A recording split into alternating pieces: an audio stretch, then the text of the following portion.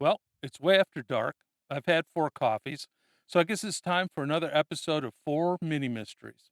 Tonight's topic, strange creatures and the people that survived.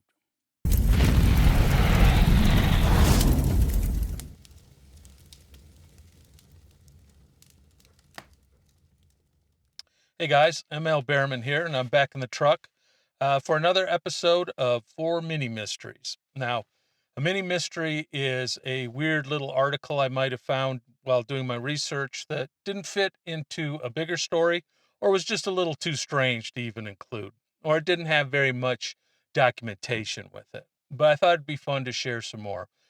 People seem to like the last episode, and I got some real interesting comments and emails. Uh, One of the stories was the Proctor Valley monster, which was the Bigfoot that crapped in the boys' pickup truck. And there was a gentleman who was from that area and remembered the story of the monster and actually went hunting for it. Didn't find it, but I thought that was really cool.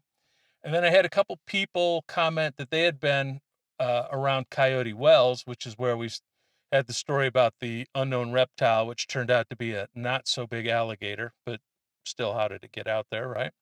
Um, so that was cool. So I love the comments and stories and people sharing. So that's great. I got a lot of great comments on my desert expedition rig here, and a few emails from ladies who suggested ways to stay warm in the back, which I appreciate. And okay, so I'm going to have a sip of a little cocktail here, and then we're going to move on. Now, just so I say it, I'm parked, I'm not driving anywhere, and I'm way over 21. Okay. And I know people are going to ask, so it's Diet Coke and vodka, which sounds very exotic, but hey, we're in the middle of the Mojave, so what are we going to do? All right. Our first story for the night comes from Los Angeles in 1884. Now, frequently when I find articles that go back that far, they're often written in a real flowery language and they really embroider it. And you wonder if anything really happened at all or if someone was just pulling your leg. But then there's other articles that are very well written and very straight to the point, nothing but the facts. And it gives you a real perspective or at least a view into something that might have been pretty cool or actually happened. Now, this article that I'm going to show you is of that ilk. And I'm going to show it to you first because it's really a small article and it's very blurry and hard to read because the microfilm that the newspaper had been copied onto was, it's over 120, 30 years old. So I was able to transcribe it. And instead of telling the story and letting my interpretation of it happen, I want to just read the article because it's very well written and it's short. And I've got a photo that goes with this too. So if you're easily triggered or eating or something, you might want to skip this. All right. Los Angeles, 1884. Mr. D.P. Camachero, a well-known citizen of this city, for a few days past has suffered from time to time from a nausea from some unknown cause. On Sunday evening, the nausea was intensified and vomiting resulted, which caused the expulsion from his stomach of a strange creature. About 3 inches long, shaped like an eel, and with the mouth of a croaker. Now, a croaker is a type of fish, I believe. The head had a smooth crown on which were darkened lines, looking like a perfect copy of hair on a human head, as it appears when a person emerges from a bath or has hair matted down with heavy seawater. The creature is a curiosity, especially in its half human, half fish like head. What is its name and where it came from is not known. Now, remember the lines and the half human head, right? Mr. Comanchero says he has no idea of how the strange creature reached his stomach. Well, it either came down or went up, right? But is now glad to find the creature is outside of him. He hopes there is no more left in his stomach to make a menagerie of him. The animal should be preserved for scientific examination. Okay, so the poor guy was sick and he vomited up some weird looking thing. Now, you say, okay, a parasite or something he ate, and not if it looks like an eel and has a head and a half human head. Uh, is there another explanation? And I think I have one. See what you think. There's a condition called a parasitic twin, and that's when the egg in the embryo splits to make twins, but one grows and one doesn't. The one that doesn't is kind of absorbed by the other one. And frequently, these can manifest itself on the outside of a body when the baby's born, as like extra pair of legs or an arm, or even I've seen weird growths with like teeth and eyes. And I'm wondering maybe if this it was something like that, but inside of them. Now you say, well, does that happen? And yes, it does. People frequently don't know that they have a absorbed twin, parasitic twin inside of them until they either have an operation or something happens that they die and get an autopsy. Well, then they wouldn't know, but their relatives would. Now, I have a picture here of something they took out of another guy. So have a look and be warned. All right, you see that?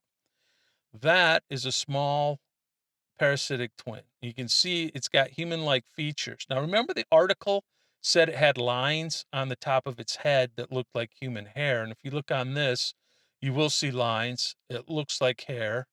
You can almost see teeth and an arm or a little hand. It looks like that the forceps is holding. But to me, this thing that the guy vomited up sounds awful lot like a parasitic twin and something very close to what's in that picture. I'll show you again, just so you can get an look at it. So what do you guys think? Is it a BS story, or did the guy actually have a parasitic twin that came loose or was dislodged and he brought it up? What do you think? Okay, this next one comes from Redwood Empire in 1928. And Redwood Empire is an area in Northern California along the coast, which obviously has giant redwood trees, according to the article, and also heavy forest. Now, this is an example of an article that's written from a lot different perspective than our first one. And I should say that my research showed that this area is home to the Karek tribe. I hope I pronounced that correctly. The indigenous people that have lived there for hundreds of years. But the story is about a group of 5 white hunters who went up there on a hunting expedition into the backcountry. And they said strange creatures are up there. And what are the strange creatures? Well, they said it was bigger than an elephant, that it made a horrible bellowing noise, that it could push over trees, and they would find giant tracks. And when they saw it, it was a giant reptile, but a certain type of reptile. And before I get to the article and the picture, let me say this. The article, their expedition really sounded like your classic great white hunter thing where they were shooting everything that moves. It said they were getting mountain lions and tigers and jaguars. Well, tigers obviously aren't like an Indian tiger. I've heard jaguars referred to as a tiger, but that's down south near the border, not Northern California. And I wouldn't even know if jaguars are found up there or were found 100 years ago. But that would be your first red flag, right? Well, the last day of the hunt, they had heard this creature and tracked it, and finally they came out of a clearing and they found it. Now, one of the people they had taken along on the hunt was a photographer because he was there to document their great hunt. And he took a picture of it. But he was so scared that when the thing turned, they all ran off and he wasn't sure he got a good shot, but they weren't going back. They come home and take the picture to the developer. and try and get a good print off it. But because the guy was nervous and the lighting wasn't good and yada, yada, yada, the picture didn't come out very well. So what did they do? They hired an artist to trace on the picture what the beast was. And what was it? Yep, Dino the dinosaur from the Flintstones. If you look at that, I mean, does that look like a tracing? To me, it just looks like they hired a cartoonist to draw a brontosaurus or brachiosaurus or whatever the current terminology for him is. And that's what they claimed was up there. And that they did have a photo, but the photo didn't come out. So the best they got is this drawing. And, this is your classic article where you look at it, or at least that illustration, and go, yeah, right. Now, I want to mention one thing, and I don't want to get on a soapbox, but the indigenous people of the area, to them, it's not like wilderness with wild beasts. It's their home, and they know all the animals, and they don't have any history of giant unknown reptiles. They do have a history, if I read correctly, of something called the hairy man, which is what would modern day people would term Bigfoot, but it's part of their I don't want to say cosmology, but their creation myth and other things, as far as my research shows. But the five white hunters going out into the wilderness and seeing a dinosaur, yeah, this one I think we can all agree is probably came out of a whiskey bottle. All right. Our third story comes from Fort Myers, Florida in 1935. Now, why Florida? Well, I found it in a California paper doing research on another story, so it's a good one. And it had a good picture, so I thought I'd include it. Now, the story was down there, again, entitled A Strange Creature, was that there was a large beast that was seen in a swamp in the surrounding woods of around Fort Myers. And it had spiky body and a long tail. It sometimes growled, sometimes hissed. It wasn't seen very well because it was always between trees or bushes or in the water or something. And people thought that it was between 12 and 20 feet long. So it sounds like a real beast, right? Well, of course, no one could get a picture of it, and it was kind of a local rumor. But then they had a big storm one night that really decimated the swamp and the woods. And the next day, a man wanted to go out with his camera and document the damage to the surrounding, woods. So he was coming up the beach when he saw the monster out there sunning itself, and he took a good picture. And the headline of the picture says, "Photographic Proof of Prehistoric Monster." And here it is. There he is, the beast himself. Now, if you have spent any time around exotic animals, you can pretty much see right away that that's an iguana, a male iguana, and a big one. Now, the angle of the picture, the perspective is kind of forced, so it looks a lot bigger than it really was. And the gentleman who took the photo, to his credit, said that he thought it was maybe 6 feet long, which is really big for an iguana, but it's not, uh, you know, 12 to 20 feet long, obviously. And after he got its picture, the thing raised up, turned around, and ran off into the woods. Now, in Florida, currently, they're having a really bad iguana problem that pets have gotten loose and grown, and they displace native animals, and they get real big. But I've never seen one really over 4.5 feet, maybe five, with that long tail. So I think we can say that this is probably a good photo, but not of the monster.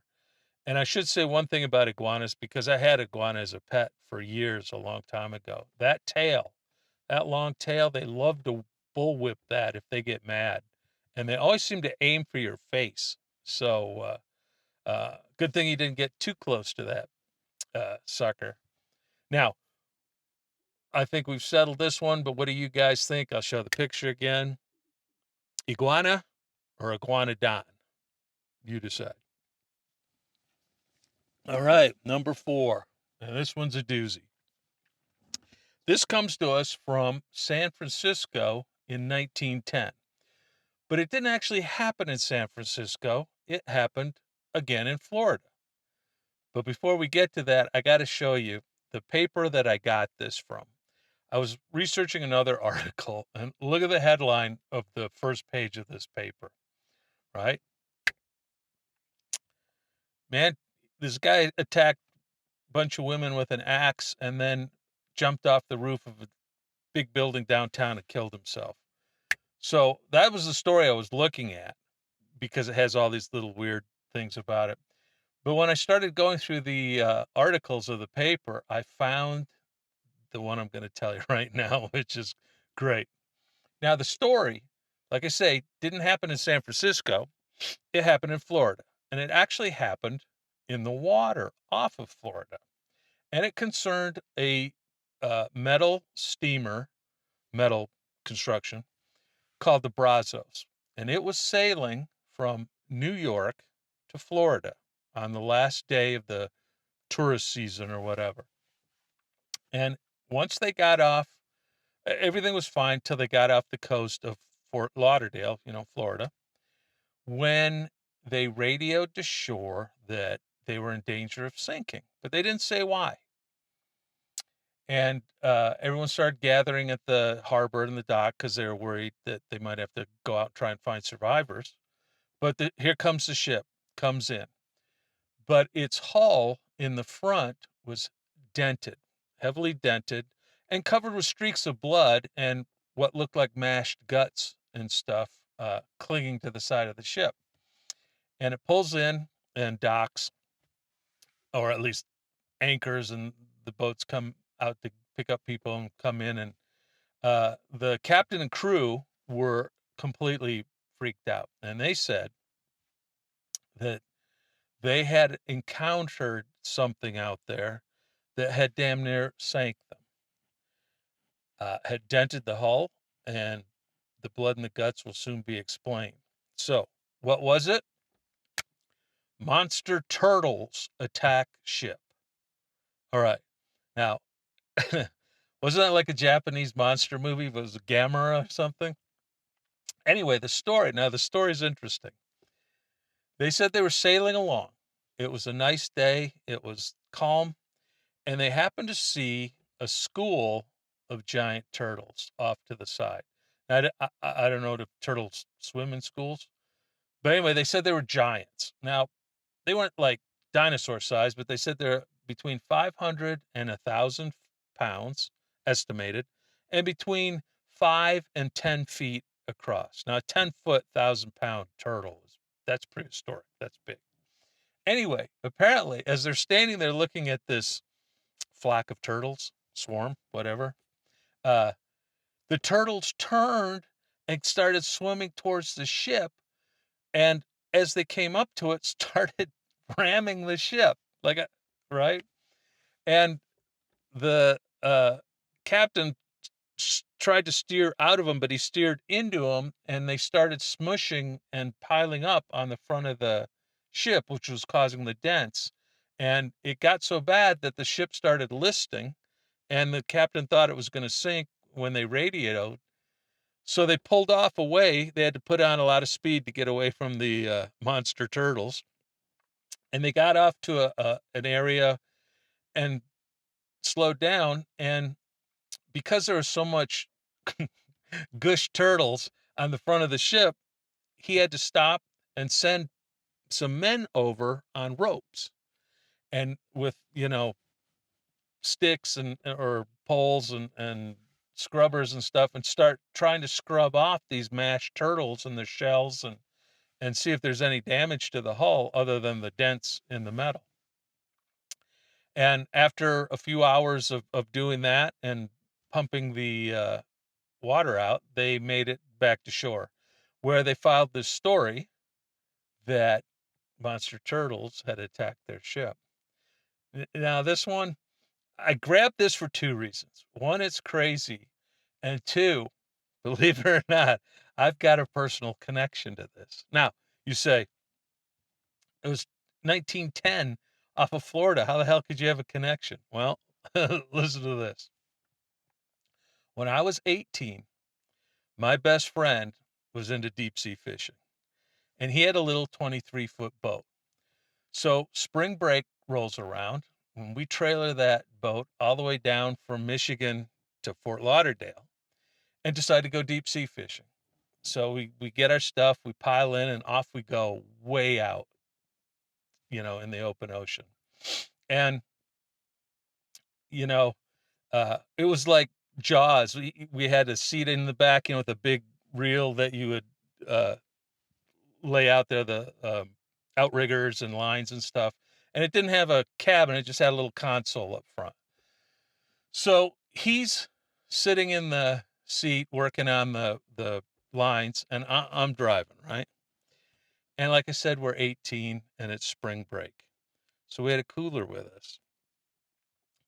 So I remember clearly it was like 10:30 in the morning and I was already down like almost 6 Heinekens, right? So I'm driving along, drinking, going real slow. And he's in the back working. And I look out, and that day the ocean was so calm. I mean, it was like glass. It was just a gentle swell and just amazing. Blazing sun, we didn't have hats, shirts, nothing, drinking out there. And we're going along, or I'm driving, he's in the back, and I see something right off the front, way out in the water, and it looks like a guy swimming, right? This guy's just like he's in his pool at home having a dog paddle or something. I'm like, what the hell? I go, dude, there's some guy out here. He's like, what? I go, there's some guy swimming out here. He goes, there's no one swimming out here. We're 8 miles offshore out in the freighter lanes. There's no one swimming. I'm like, well, come up here and look, because I'm coming up on him now. You can talk to him. So my buddy, puts the reel back in the holder and comes up alongside of me. And we're standing there and he's looking and he goes, I wonder if he fell off a boat or maybe a oil rig or something. I don't even know if they have oil rigs on that side of the coast, but we were like, what the hell is he doing out here? And we get closer and we get closer. And finally we come, up on him. What was it? It was a giant sea turtle. I mean, this thing's head was like the size of a bowling ball, the great big eye. And he's just swimming along, like, his head out of the water, looking around, just having a good time. And we come up on him, right? So we're both, looking at this thing and this thing swimming, looking up at us. And it was just this like surreal moment of, you know, animal interaction. I had never seen a turtle that damn big, and I'd never seen a sea turtle. Now, when I say big, maybe 4.5 feet long and maybe 400 pounds if I had to guess. And he just gently turned off and swam away. And we were like, oh man, I thought for sure that was some guy. So that's my connection. It was the same waters, the same animal, but there was no school of giant monster turtles that attacked us. What do you think? Possibility?